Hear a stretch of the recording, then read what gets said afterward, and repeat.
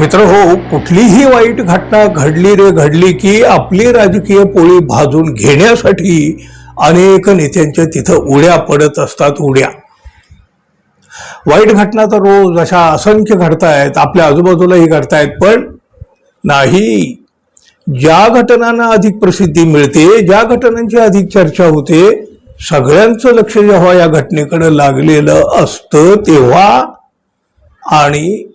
तेव्हाच अनेक राजकीय नेत्याचा मोठा पुळका येतो यांना. आणि मग हा पुळका दाखवण्यासाठी काही नेते मंडळी लगेच भेटी द्यायला सुरुवात करतात. सांत्वन केलं तो आव आणतात आणि फोटो काढून निघून जातात. अशा भेटीवेळी मदतीची भली मोठी आश्वासनं सुद्धा तिथून दिली जातात, पण तिथून निघून जातात आणि सगळं काही विसरून गेलेले असतात. न बोलवता येतात ही मंडळी. पण बघा, यांच्या येण्यामुळं खरं तर त्या कुटुंबाला आणि इतर लोकांना सुद्धा त्रासच होत असतो ना. पण बघा, याला दुसरी सुद्धा एक बाजू आहे मित्रांनो. राजकीय व्यक्तींनी, नेत्यांनी अशा ठिकाणी जर भेटी नाही दिल्या तरीही लोक त्यांच्याबद्दल बोलत असतात. त्यामुळं नेत्यांना अशा ठिकाणी जावं लागतं, अगदी आपली इच्छा असली आणि नसली तरी सुद्धा.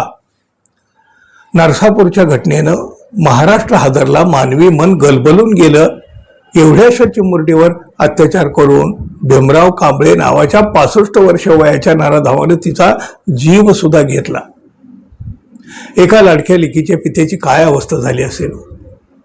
गावकरी सुद्धा प्रचंड संतापलेले आहेत आणि या संतापातूनच ते रस्त्यावर उतरले.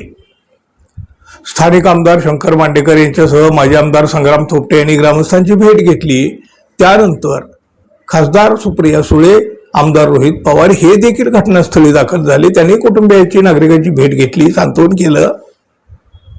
उपमुख्यमंत्री सुनेत्रा पवार या देखील पीडित बालिकेच्या घरी जाऊन कुटुंबियांची त्यांनी भेट घेतली आणि त्यांनी कुटुंबियांचं मुख्यमंत्री देवेंद्र फडणवीस यांच्याशी बोलणं करून दिलं.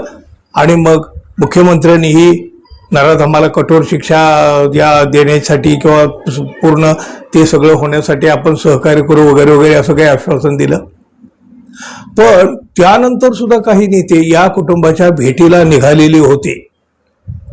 दुःखाच्या प्रसंगी सुद्धा इथं राजकीय जत्रा भरती की काय असं वाटायला लागलं होतं. आणि पीडितेच्या वडिलांनी या राजकीय नेत्यांना लांबूनच हात जोडले.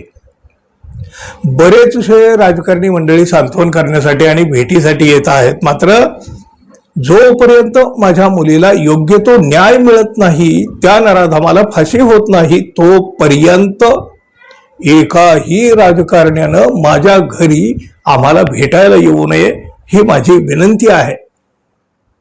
जोपर्यंत त्या नराधमाला फाशी होत नाही तोपर्यंत कोणत्याही नेत्यांनी माझं सांत्वन करायला घरी यायचं नाही. राजकीय पुढारी भेटायला येतात, फोटो काढतात, स्वतःचं राजकारण साध्य करतात.